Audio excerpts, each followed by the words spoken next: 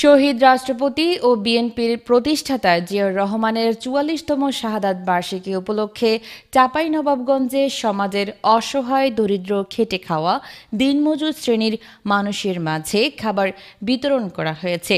শুক্রবার দুপুরে জুমার নামাজ শেষে জেলা শহরের বাতেনখার মোড়, শান্তি মোড়, নিউ মার্কেট এলাকায় এই খাবার বিতরণ করা হয়। চাঁপাইনবাবগঞ্জ জেলা বিএনপি ও সহযোগী সংগঠনের আয়োজনে ৪ শতাধিক অসহায় দরিদ্র খেটে খাওয়া মানুষের মাঝে এসব খাবার বিতরণ করা হয়।